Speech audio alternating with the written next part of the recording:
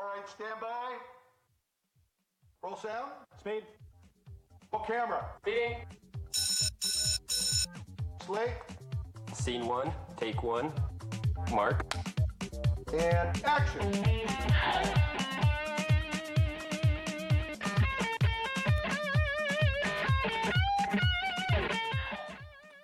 Wayne's World, Wayne's World. Oh, I just love that guitar. That is so awesome. Kevin, how you doing, buddy? Very good, Burnie. All Thanks right. Hey, for having me on the show. Great show today. I got Kevin Allen. In my mind, the marketing guru, PR specialist that I know personally. And I've had many long talks with Kevin about marketing, about PR, and I begged him to come on the show today because this man, and you'll know as we start talking about his experience, is on the cutting edge of social media, video, and marketing and PR. That's and right. I think it's a lost world right now. Oh, it's a changing world right It's now. a That's changing the world. thing. But, you know, this has so much to do with us in production and the people who produce production value for a living, is that, you know, there's a lot of confusion out there. Oh, this is just viral, or, you know, how do you get it to go viral? What do you do there? And you have something that I call disposable media, which means it's shot on your phone.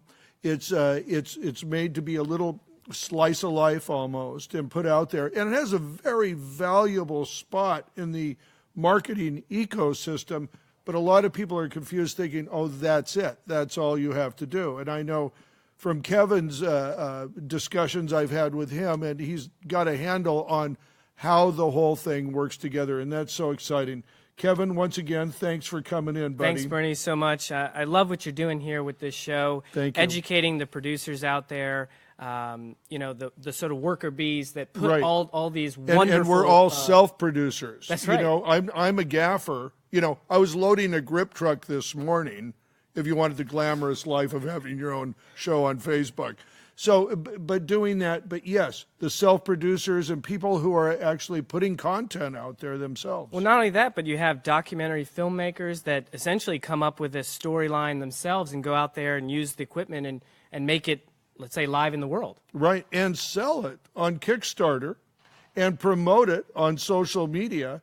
And it actually has a premiere now when it comes out and can really get some very realistic, good traction. That's right. And, you know, the way that content is being delivered, and that's one of the topics we'll talk about today, has truly changed. You know, with the advent of Apple TV and Netflix and Amazon, you can get those, you know, films and television programs on demand. Yes. At your leisure. Yes. And on the device of your choosing. Right, right. And, you know, in my mind, the most revolutionary thing that is happening in that whole thing with Netflix and Amazon and all that is that, and think about this, these are companies that are bypassing Hollywood, bypassing the old system, and they're saying, why don't we just buy the writers, producers, gaffers, DPs, the grips, and the whole production and go direct? We have the market. We go right out there. We don't need an MGM or a Sony Studios to make this and then feed it to us. That's right. We can make it direct to consumer. And it doesn't mean the end of all those great movie studios. They have a place. Oh, And they absolutely. will always have a place. Absolutely. But now the content has simply multiplied exponentially. And just last month, in fact, Apple announced that they were going to be getting into original content. That's mind-blowing. That's mind-blowing. With how much money do they have? Do you know, in reserve? It's $270 billion or something like that? Yeah. Hundreds of billions. Yes. And the thing about Apple, of course, is that they own the whole ecosystem. Yes. Yes. The iPhone, the iPad, and then, of course, the Apple TV. Now they're going to be able to deliver their own content through those devices. Right. Right. That's pretty amazing. And two, you were just telling me about something that, you know, believe me, I'm lucky I got my guys here half the time. They keep me straight on tech and what to do. Describe what you just taught your wife how to do. Well, actually, we were at home, and I wanted her to watch this live show. So I said, hey, Alex, if you take your phone and you click on the this share button or cast button, Okay. you can essentially cast it right to our television And is that watch through it. Apple TV? Well, we have both. We have the Apple TV and what you call Chromecast from Google, but Okay. they can do the same thing Okay. Okay, so just from your phone button, your share. right from your phone. And you go to cast, is that right? It's like a little icon, and you click on it, and you choose which device you want to cast it to, whether it's your television or the Apple TV. Right. And bam, you're Boom. watching it in big screen, full screen view from your phone. And from your phone, and your phone is the interactivity. That's right. Amazing. Amazing. It brings it back to me too, and this is changing so fast. I mean, I think this is really where, and this is what I want to sort of dive into with you a little bit too, is marketing PR groups, in companies and stuff, that have to make these decisions concerning where do we put our media dollars, where do they go, the eyeballs that see them. You can't blame them for being lost right now. I mean, we are in truly a media abyss right now. Like, where do you put those dollars? Where are the eyeballs? And the eyeballs are everywhere. Yeah. There's probably much more connectivity than they've ever had before, but that is being part of the problem. So I want to kind of dive into that with you a little bit and talk about social media. And because we've talked, what I'm doing here is part of that solution. That's how I'm looking at it, that this doing your own TV, being a self-producer like I've preached about for so long, and now I'm finally able to do it in some real way with some production value, is the thing that is ultimately going to keep you afloat or at the top of the surface in social media. That's right. So, tell me about what you think the hottest thing is right now in social media, in marketing. What have you heard about that's working the best in your opinion? Well, one of the elements, of course, is this right here, live streaming. Right. Being able to deliver content, a message, a story to your audience directly in real time. In real time. And then actually have a conversation with them. So when they're watching, they might actually be asking a question. So give you an example. I worked in the automotive business for 10 years for a tire company, and we would go to an auto show, and you might walk around and there's a brand new car with a new fitment. Well, wouldn't it be great if you could broadcast live from the auto show and say, for all of you that can't make the New York Auto Show, here I am standing in front of the all-new Lamborghini Aventador, and I'm going to showcase the Pirelli tires that are on this vehicle. Awesome.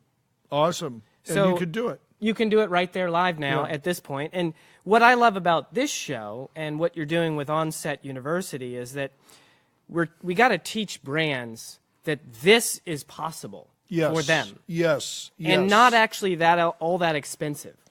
It's not that expensive, and it's not that technically difficult anymore. What I would say is the thing that has always separated me in the media business is I produce production value. That's right. And I think that is such a thing that you have to remember all the time, that not everything has to have what we would generally call a high production value. However, production value equals product value. And I think that's something that people miss sometimes. So you have to have a delivery service that's encased, in my mind, with quality, and it reflects on your product like that. But the tidbits, or as I call it, disposable media, the media that you make with your iPhone and you put out there just for one purpose, to attract a eyeball or make a point or something like that, it's consumed once by people, unwrapped, they throw the wrapper away, and it turns into that piece of candy again that the next consumer opens. That's right. And in fact, the agency that I started last month with a partner called Real Creative Marketing is focused really on that, is delivering original content, authentic content, messages that resonate with the fan base of a brand. Awesome. And talk to them in that way. Yeah. And I think too. Let's find out where you came from for these conclusions, because I know you started what, about 14 years ago? Is that right? Yeah, just a decade and a half ago. Okay. I worked with an Italian tire company called Pirelli. Okay. Everybody's heard of Pirelli. Everyone's heard of Pirelli. They have a beautiful calendar and they have quality tires. And I worked there in many capacities: marketing, PR, events. Training programs. Tell me this. Let's go into a little bit. Day one, where'd you go to college at? University of Richmond in Richmond, Virginia. Okay, you majored in marketing. Marketing, right? business Okay, marketing. Business marketing. Day one at Pirelli, I mean, you must have been thrilled you had this job. That's an awesome thing. What struck you that first week, that first month there? Well, I mean, I was new to everything, the automotive industry as well. I was new to the concepts of marketing, and really quickly I realized how powerful marketing is as a piece of the organization. Okay. You could have all the great product you want sitting in your warehouse. Sure. And you can have great salespeople out there on the road selling it to dealers. Right. But if consumers don't walk into the retail shop and ask for that Pirelli tire, it's a much harder sell. The connection is not made. It's a much harder sell. Yeah. So you to be able to connect with that consumer, you have to. And originally, when I started in 2004, Facebook was there, and the advent. Well, the internet. Let's look we at had the a landscape. website. Let's look at the landscape. Facebook had just started. YouTube did not exist yet. Not yet. And quite. there was a real voodoo black magic on getting video on the web. That's right. And nobody had quite figured it out. So from that place, and as you started going down the road, tell me about what changed. How did you see it change? Well, first off, I realized quickly that you need to go to the customer. And at the time, of course, with not having these tools available, the only way to do that is live events. So you had to go to races and go to car events and motorcycle events, rallies, like Sturgis and Daytona. You had to be one-on-one. You had to have someone there, a presence talk there. Personally with that customer Right. and help them understand the quality of product that we were selling. And that probably hasn't changed. No. You still have to do that. You still need to be present in what we call major events. Gotcha. And certainly those that you have a rich target environment, target-rich environment. But now we supplement the attendance at those live events with all sorts of content on all the channels. It's not just one anymore. That's the point, is that it's exponential if you use all the tools at once. You have certain content that's delivered on Instagram, certain content that lands on YouTube, certain content that Facebook is appropriate for, and believe it or not, certain types of customers, demographic-wise, regionally, go on to one platform or another. Interesting. Break it down a little bit for me. Let's talk about Instagram. Instagram is definitely more, like, for example, I worked also at Kawasaki, and we'll get into that a little bit. We've found certainly that there's a lot of younger followers on Instagram because it came later. Pre-30, would you say, or is 30? Is that too defined? I think it really depends upon which product you're selling too. But Gotcha. I think that in general you have that slightly skewed younger on the Instagram because again it came later. It's a little bit easier to digest. Sure. Etc. So. And then, again, Facebook is a little bit more lengthy. You can have multiple different pieces of content, although Instagram's changed as well since Facebook purchased them. Right. Twitter tends to be really favorable for news items and real-time information, smaller tidbits of data. And then, of course, YouTube is where you want to make sure everything lands. Right. Because all that's your like, visuals, that's right? like that's your channel. Yeah.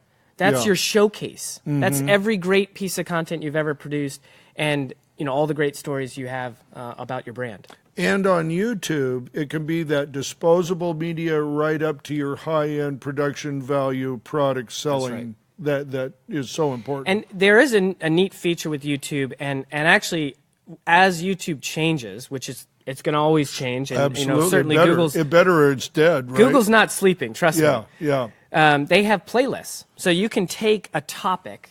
If you have little clips about one show or one movie, you can actually put all those into one playlist so that the fan can view every one of those pieces of content in sequence. Wow. Almost like, they're watching a series. Like almost binge watching, if binge you will. watching. Yeah. Interesting. So it remains the same. If you're Kawasaki or whomever the manufacturer it is, and you're not in that stream, you just lose. Yeah. That's it. Yeah. You just lose. And then, one of the other secrets is making sure that all of your partners and all of your associated brands are also amplifying and sharing that message. So before you actually go and do a big show or record a piece of content, make everybody aware that's involved. Hey, this is another brand that's involved. Make sure they share it at the same time as you do. Right. Because there's algorithms to say inside Facebook and there's algorithms inside those social tools that if there's multiple players that are sharing the same piece of content, it jumps up in priority. Right. That's awesome. Well, you know what? You bring me to a good point. I just want to ask everybody out there who's watching this right now, excuse me, please share it. If you've got another page that you think somebody might be interested in, check it, share it. Just share this show right now. I'd like to get it out there. I'd like to get some feedback from you too on what you think of this format. This is new for me. I'm one of the type of guys who, my accountant tells me I have this much in my account. I've got to go spend it on something. And I always put it back into my business. And that's what I did this time. I tried to set this up and make something that will work. That's right. And will work for social media. And I got three of the smartest guys around. I got Nick. Nick, put the camera over there. Do a switch. I got Nick Brandstetter switching. There he is. Hunter Rogers in the center does everything. Travis, our genius and sound guy right there. So these guys are the guys that put this together in a week, got it up, and made it happen. And if brands aren't trying something like this, then they're losing out, especially publishing houses even. I tell you, every magazine needs a TV show. And when it goes straight to your social audience, media, your audience, the ones that press the like button for you, that's how you don't lose. That's how you don't lose. And here's what I think this is, and sorry, I'm getting on my soapbox. We're supposed to be talking to you, but give me a minute. Is it just makes me crazy when I talk to marketing people and all I hear is marketing speak. Yeah. That inside marketing speak, that it's all about demographics, this, that, blah, blah, blah. It's words that, we have our own language in this business. I get it. But it doesn't ever seem to attach to the real thing. What's somebody interested in, and how do you get your product in front of their eyeballs? It's here's the great thing right here. You can when you're talking to your fans and your audience. Yeah. You can ask them. Yeah.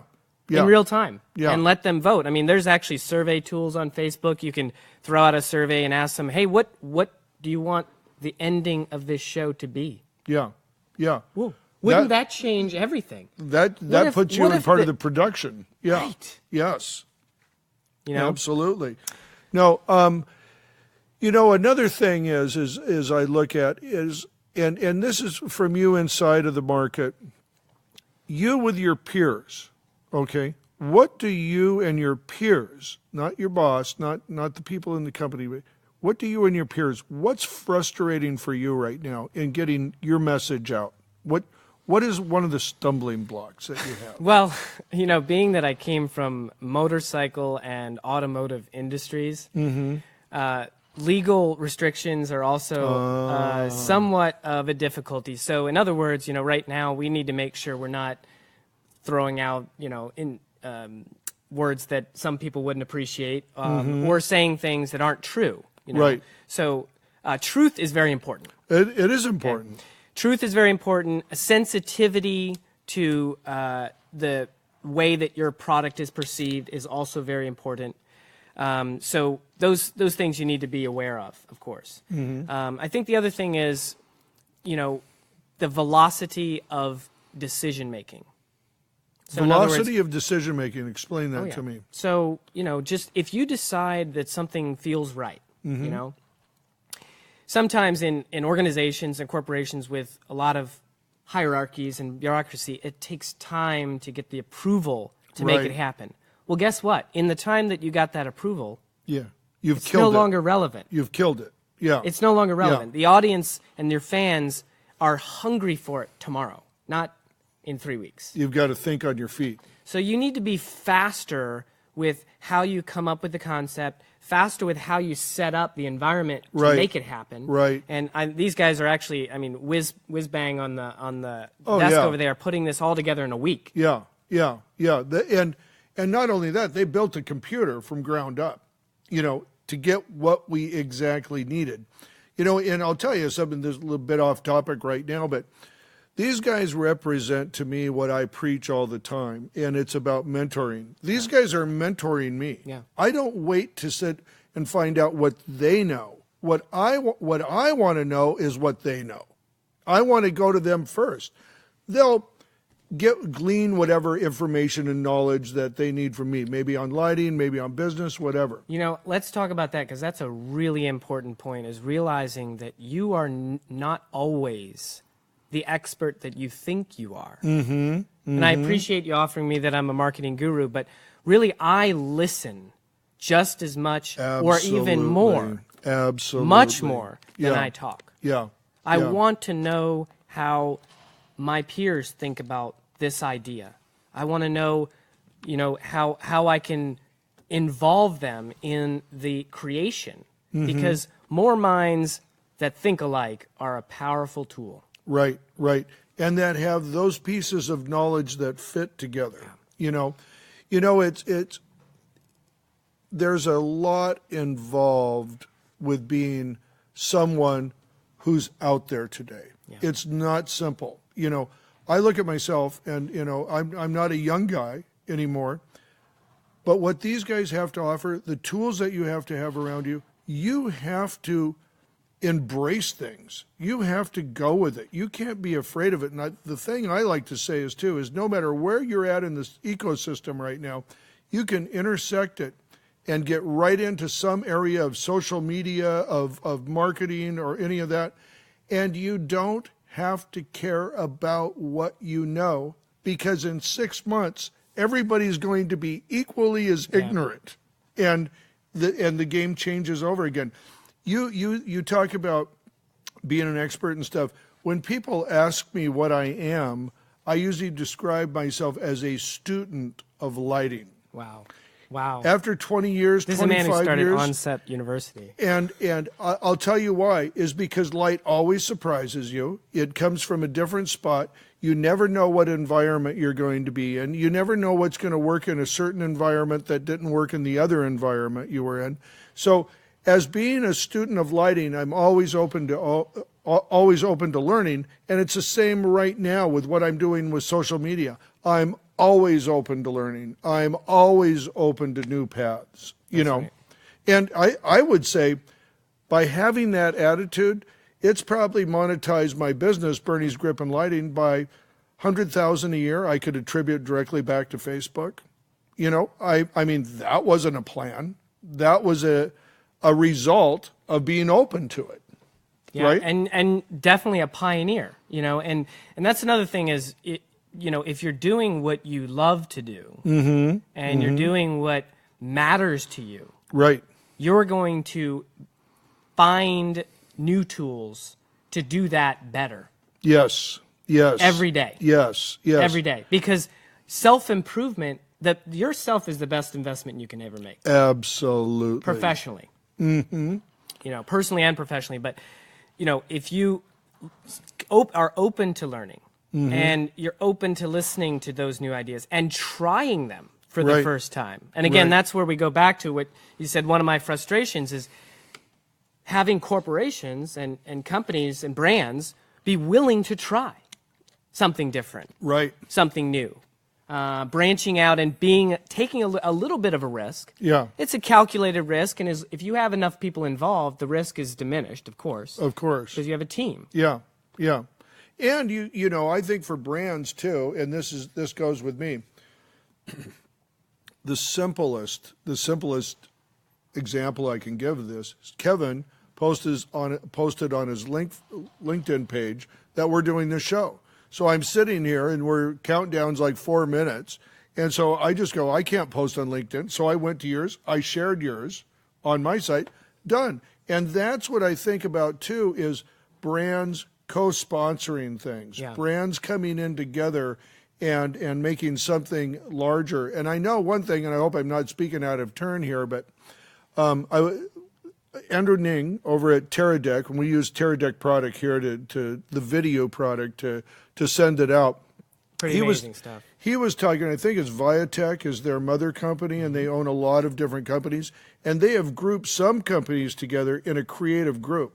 So these people have communication with each other about their creative group, and I think one of them in his is Small HD, which is a fantastic product as well, and that is a perfect marriage. You know, the transmission to the monitor and all of that, that really makes a lot of sense, and I think there's not enough of that going on right now. No, in fact, and we talked about it being a direct-to-consumer world. Right. And, you know, I'll read a quote here. This is a quote from PricewaterhouseCoopers. They're, you know, an analyst and an auditor. If you're an executive in entertainment and media, your formula for success is already shifting radically. No longer is it enough to develop content solely to attract eyeballs. Mm-hmm. Seeking the largest audience possible for advertising subscription revenues, which is typically the old model. Right. Now you must create fans, active users united by shared ideas, interests, and experiences who will return every day to your brand for more. Absolutely. Absolutely. That's the whole ball of wax. That's it right there. That is it right there. We have fans now. They're no longer just spectators. They're no longer just an audience. They're fans. Right. They're engaging with it. Right. They're engaging with each other. Right. They're actually sometimes, and I kid you not, there's viewing parties for some series. Sure. With sometimes hundreds at a bar. Oh, or yeah. at a restaurant. Oh, yeah. Or if someone's home. They're having a viewing party because they're so excited about the next episode, and they've been buzzing about it all week. Oh, totally. And you know what? This is the thing that I always come back to. And this is, let me take it just a little step farther here. This is the one thing that's missing in scripted dialogue, our products. If you ever listen to somebody talk in dialogue, nobody is talking about what they love, the car they love, the item. I mean, people say that, oh, I love my car. I love my Toyota. I love this blender. You know, they talk about it in very emotional terms. Absolutely. You know, like that. You never see that in anything scripted, which I think is the biggest missed opportunity in the world, because, yes, you do have to have a different model than the model is right now. But if you could allow some talk of products within a script, you know what I mean? And maybe it's monetized, maybe it's not, too. Maybe it works, you know, in a different way. But I think that is something that is completely missing. But when you talk about fans, that hits home to me. And I don't think it is like the movie fan or, you know, fan of a movie star where you're just sort of obsessed about this other life. But Those you're a exist, too, fan for of sure. the idea. That's you right. know, you're a fan of the occupation. You're a fan of the process. You know, all of those things. And that actually drives into a great point, which I watch National Geographic. I love nature. I love nature shows. My wife, I force her to watch most of the stuff about lions and tigers and you know, snakes and stuff. But National Geographic this year started to stream live from a park in Africa. Imagine if you're a production crew, what that entails. Yeah. Right? You got to have a satellite link. You got to have cameras that are on person, on vehicle, and protected by the weather because it might rain. Right. You can't predict the rain. Right. And they're out there live streaming, looking for the animals. So what it did is it changed entirely what you're watching. Now it's not just an educational program. Yeah. Now you're like waiting It's for an experience. You're waiting for the lion to jump out of the bush. Yeah. It's an experience. And I can imagine your poor wife over there waiting for the lion to jump out of the bush. Honey, it's been 20 minutes. We're looking at the same tree.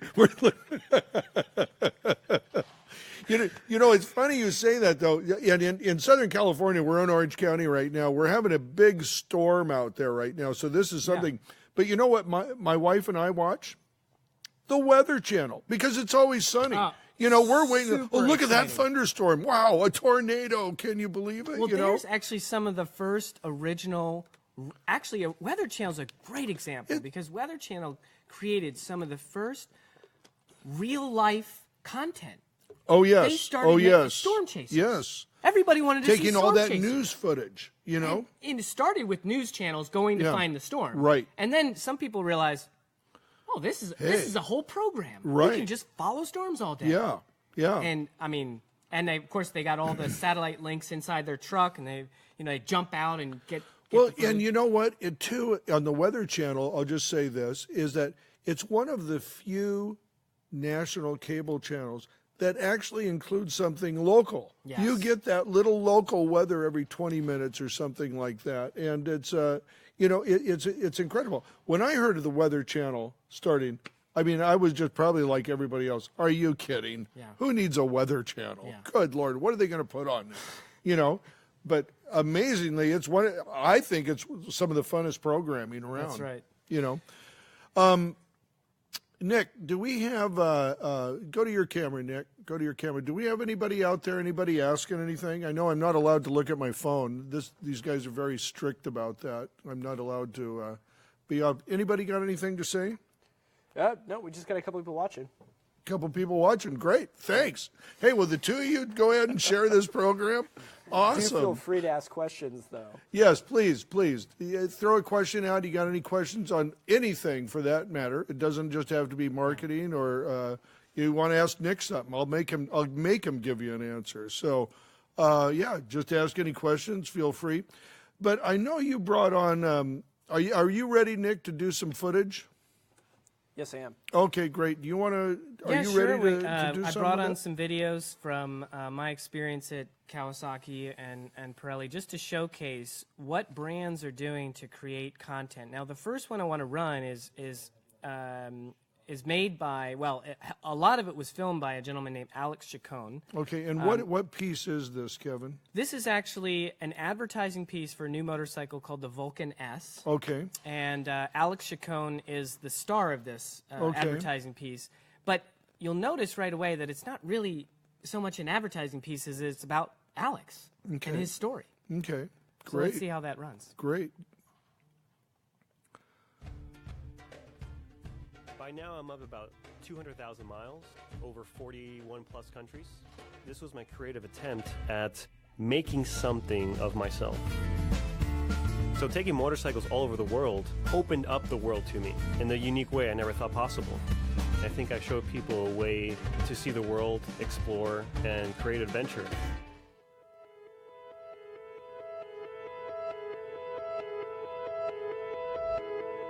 But when I get back stateside, it's really amazing to be able to actually enjoy the road, so I can focus more on the experience itself and capturing the moment and being able to share that with people.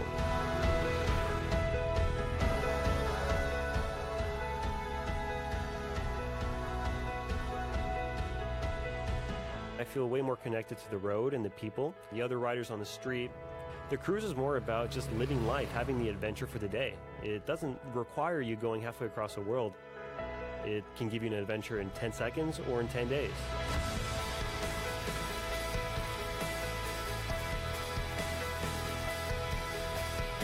It makes me sense the outdoors, the road, my being. It connects me with the earth in a very unique way. This is a bike that allows me to search for my adventure in the way I want to.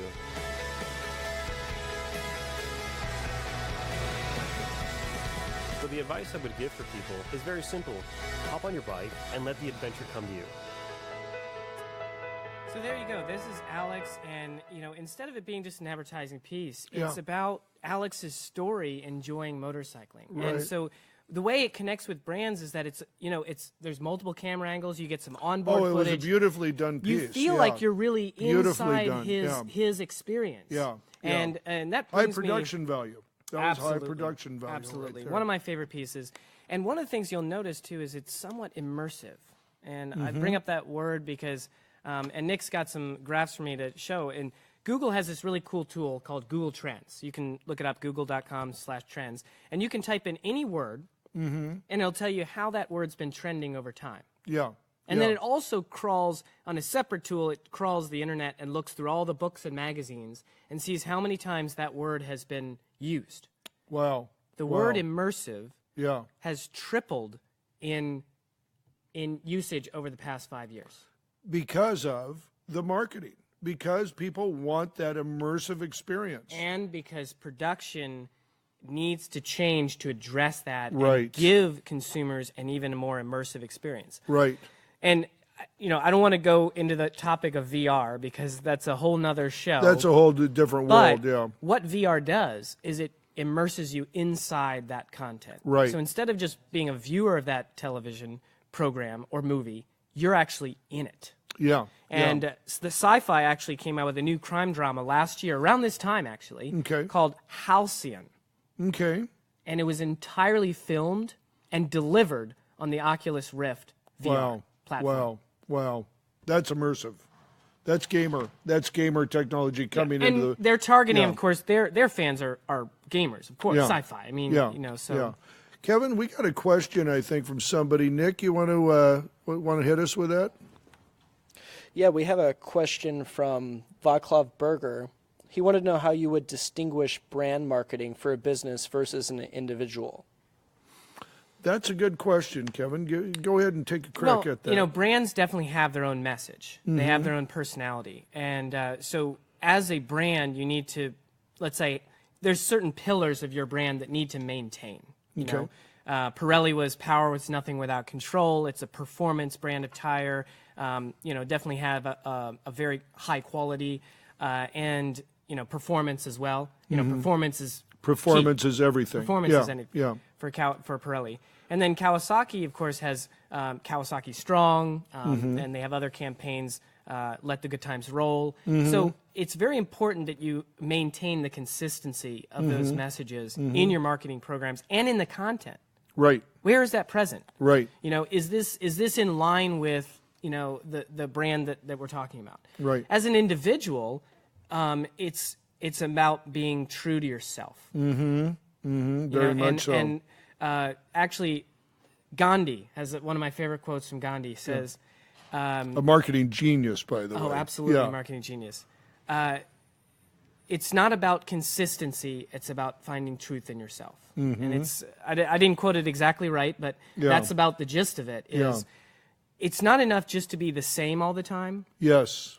You need to be true to yourself. Yes. Do you know this well enough to do it right? Maybe you should admit that and improve yourself on that skill or talent. Well, you know what? I think because I have been on a bit of a quest, not intended at first, but I've seen how it's read out, and I've become a brand. I mean, I've seen myself change as a brand, and what I've looked at it is, and I thought about it probably about a year and a half into doing it and realized people were treating me a certain way that I was unaccustomed to. Yeah. And there was a part of me that wanted to just sort of say, oh, no, I'm not that. Oh, no, I'm not that. And instead I looked at it and I realized these people are more telling me what I look like to them and the rest of the world than what I know. So I thought, first of all, I kept my brand pretty clean. I really don't put anything about politics or, religion or anything like that. I'm a lighting guy, and that's what people like. They like to see me on set. They like to see me working it. And I figured I had to be an honest person, because trying to mold the truth or anything. So I thought, it's got to come out here, warts and all. If it's not that I'm a perfect person, but I'm trying to be this person. I'm trying to be a better person. And I want to promote my brothers and sisters in this industry Yep. and the industry overall, because it's important to me that people understand about production value, production quality. Yeah. And I have really found it to be relatively easy to, build myself as a brand if I embrace the honesty and the honesty factor. And I think it immediately takes hold with people. Again, it's all about truth, that truth. Yes. And actually, my wife asked, why does Burnie have this ladder on the set? That's a great example, because this is how your set would look. That's right. If you were setting up a shoot, you would have the ladder. You would have, lighting elements around.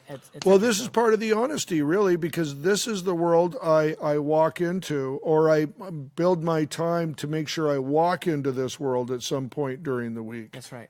So I can do the fun stuff. I think the point art. is, too, is that be comfortable in your own shoes. Exactly. Um, Exactly. and they always say, the best way to know somebody is to walk a mile in their shoes. Yeah. Your mom used to say that, Yeah. probably. Yeah. So that's what it's about, is knowing yourself, being true to yourself, and admitting your limitations as a person and as a professional. Right. And I think, too, making yourself as a brand, if you're an individual, just remember, people don't want to know about everything. They want to know one thing about you. And I have come to the conclusion, too, most people can handle one idea about a person. Yeah. And if there's something that comes into play that conflicts with that, and that's usually a scandal for somebody or something like that, it just falls apart. It doesn't work. We're all pretty dynamic human beings. We all have different sides. But if you're going to brand yourself, just be consistent, I think, with yourself, and be honest. Yeah. And to that point, it's very important, as we talked a little bit about live streaming and content. My position is brands should be live streaming every day. You've got a message. Bingo, dude. You've got a message Bingo. that you can talk about every single day. Yeah. If you're a car company, Yeah. okay, pick one out of the hat. Just Chrysler. it's not me. Chrysler. All right. Chrysler's got how many cars? 40? Probably a 40, line of 40. let's just say they 40 got cars. Jeep and all that. I mean, so they got the different All right, lines so of there may be Jeep. 60 car models. Yeah, okay. If that. Or configurations therein with Yeah. it, would have you. 60 car model? I mean, you could do one every day. That's already 2 months. Oh, yes. Just talk about the car. Yeah. And what about the features of the car? What about how do you do this little technical element inside of it? How does the brakes work? How do the tires work? How much trunk space is there? How much can you fit in the trunk? How about make a Right. fun piece about that? So, it's about taking brands out of their comfort zone as well. Yeah. And again, being more true. Yeah. It's a car. Yeah. Yeah. Sure, you want to position it correctly to the customer base. Sure. But if they resonate with one element of the car, just like they resonate with one element of you, Right. they're going to listen to you, Yeah. and they're going to become your friend. Yes, right. And it's so, and car is maybe even an easy example, because a car actually comes with a demographic. You make it for a certain set of That's people right. to begin Very with. specific. So you can really target that car in doing it. Here's something I've been having a discussion with a fella, and I think he has a very valid point. We are talking about, and what I look at a show like this is really not about having your own show, if you will. This is about a social media solution. This is about being a content creator that can then repurpose that content, and you stay relevant all the time. That's right. No matter what's changing, your brand is relevant all the time.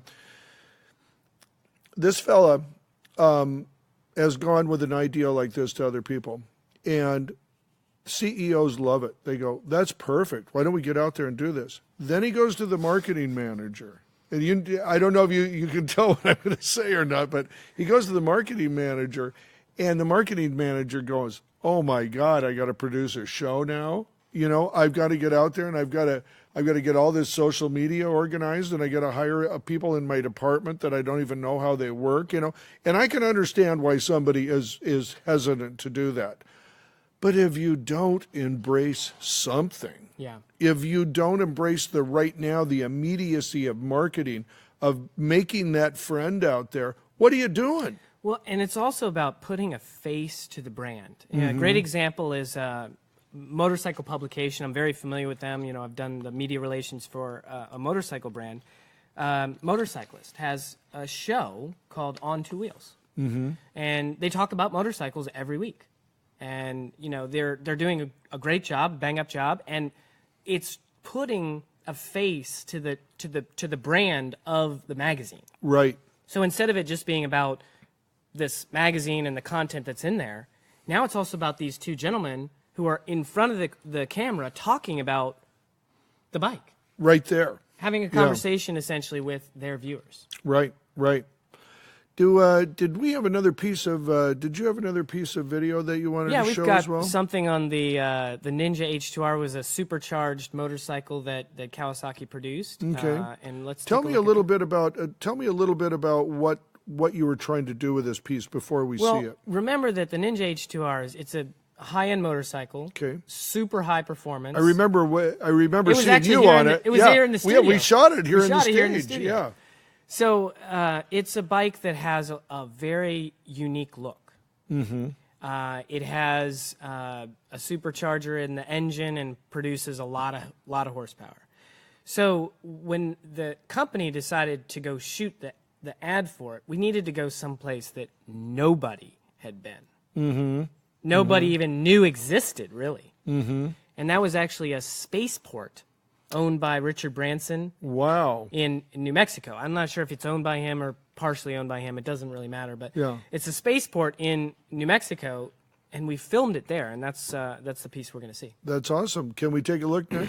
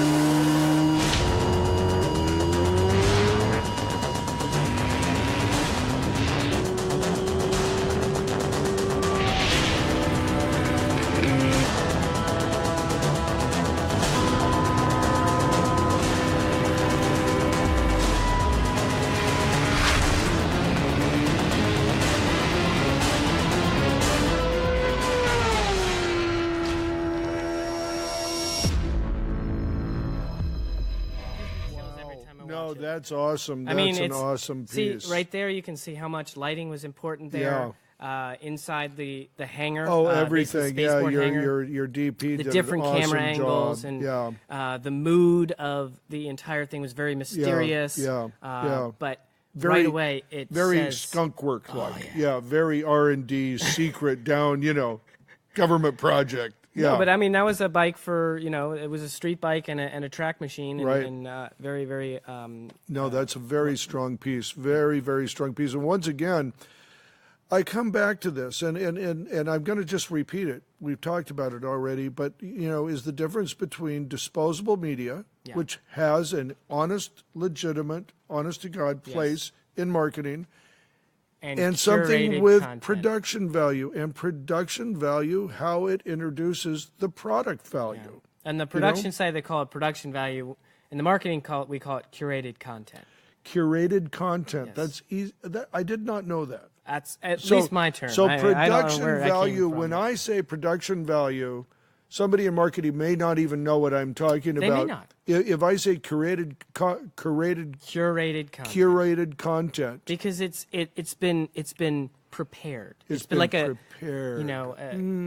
your interesting. itinerary for your vacation has been curated by your travel agent, etc. So they've Curated looked over content. every element and made sure it lines up with your brand. Mm-hmm. The lighting is correct. The character is correct in the film. The length of the video is appropriate. The music, etc. So Right. that brands still need to maintain that throughout the year. But what I'm suggesting is that this is content that enhances the brand, whereas Right. all the other disposable content is the one that connects with the fans. That brings you to the doorstep, Yeah. as I see it. Yeah. This too, when you see something like this is a piece that can live on its own without a message for many years. Yeah. This is still a very nice looking piece. Absolutely. This It's a is brand fun piece. to watch. It's a brand piece. It is a it's brand definitely a brand piece. piece, and it Yeah. uplifts the brand. And companies need to maintain that as well. So, Do you recall what the approximate budget on this was? I wouldn't even surmise to know the total budget, but it was it was appropriate for what the output For was. what it is. This one actually had nearly 1 million views on YouTube. Well, So, that's yeah. I mean, that- well, no whatever matter what it it cost, cost, it was you got your money. worth I got your money's worth on that one. Yeah. Oh, that's awesome. So That's again, awesome. I think the message is that brands need to be looking at setting up this type of environment, Right. starting to continue that conversation with their fans in real time, Absolutely. Absolutely. maintaining production value when appropriate and Yep. curated content, and delivering that in every channel that exists in some format. You talked about B-roll. Yeah. That's when the production crews need to look at how much B-roll are we getting. Yeah. Is it enough? Yeah. Is it enough? It may not be And you enough. know what? It's rarely enough. It's rarely enough. Rarely enough. Rarely is the time you walk into the edit bay and the guy goes, "Oh, you gave me too many choices. I don't know where to go." No, it's quite the opposite. The more you have, the more powerful the piece will be, and the more creative that creator can be. That's right. That editor in there, and this is something that why I'm so big on behind the scenes too, is like people go, "Oh, it looks beautiful. The DP did a great job." Well, that he did a great job, but you have no idea about the eye and the mind of an editor and how they can look at one piece over here, an hour later, look at another piece, and immediately make a connection on how that can work together, which helps you with the backstory, and you go around and create content around that It's actually and create a great the story. example. And when I was at Pirelli, I spent 3 years in Italy at the headquarters in Milan, managing press relations. Okay. And one of the training sessions we did, internal training, so this was a corporate course, we actually made an advertising piece. So we made essentially a video piece like this. And the idea was film everything you can film, get your setup, create your set, Yeah. record your video, and then deliver it to the video edit guy. Yeah. So almost 4 or 5 of the teams delivered only what they thought they wanted in the final piece. Oh. Instead, we gave him, here are 4 elements we want to maintain, and we think we have them, and here's everything else. And our video piece Wow. won Wow. because we had given the whole ball of wax, and we had more content to work with Yeah. that yeah. ended up being because the video editors like magicians. Yes, They're yes. artists. Yeah, that's the thing that I think a lot of people don't understand is how powerful that editing is, because all of this stuff, what we've watched, both your pieces here and everything else we're doing, this is more of an information show. It doesn't work as well in our medium because it's information. This is an emotional medium. Yeah. You are meant to feel something. You have to feel it. Yeah. The more you feel, the more it worked. And that's what those editors do. They sit there with the magic. They put the pieces together. They're emoting a feeling, from the guy. When you see the bike backlit, when you see the guy come in with a hood and it's all dark, there's mystery, there's what's going to happen. All of those things are done. And I wish more of the public understood that, because it would be better for our industry if they did, number one. But also, it's always amazed me. Sorry, I get off on a little tangent here, but it's always amazed me. People spend a whole lifetime actually taking in millions of hours of video and pre-produced content, yet people know more about the Gutenberg Bible Press than they know about how that content got in front of their eyes and why it appears in front of them the way it does. And they never even question it. But that's all about having the right team that knows how to put the spin on every element. The right lighting, exactly. the right camera equipment, the right, camera angle, and so on. So you end up with a piece that speaks to the consumer and drives them to go look at that brand and become a customer. Yes, very good, very good. Well, brother, once again, you always do it. You always do it, Kevin. Well, and don't be afraid to branch out and do it yourself. And, the gentleman I mentioned before, Alex Chacon, Modern Motorcycle Diaries is his website. Yeah. And he shot nearly 4,000 hours of content this is over years. Yeah. He went to 126 countries and everything like that, and ended up with a 3-minute video that's called The World's Most Epic Selfie.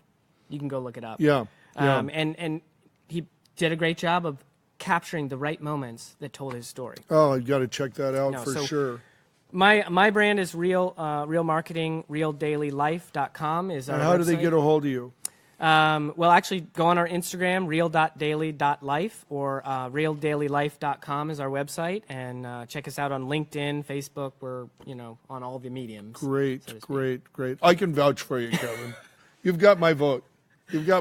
Thank you so much, Burnie. It's really been, honestly, an honor being on your show. I think what you're doing here is something spectacular. I think that everyone needs to listen in and learn from the great.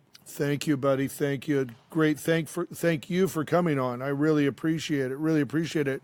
Well, listen, if you need to get a hold of me, it's Burnie at burniesgripandlighting.com. That's my email address, phone number, 714-609-3545. That's 714-609-3545. And, of course, my websites are burniesgripandlighting.com, San Diego gripandlighting.com, Los Angeles gripandlighting.com, and, of course, all my Facebook cluster that I live in. 18 pages. 18 pages and counting. But anyway, thanks, everybody. It's really been awesome. I really appreciate you tuning in. And give me some ideas. Let me know what you'd like to see. Look, I'm experimenting here. Help me experiment. Help me come in. Let's do this together. Let's see what works. All right. Thanks. We'll see you soon. Cut. That's a wrap.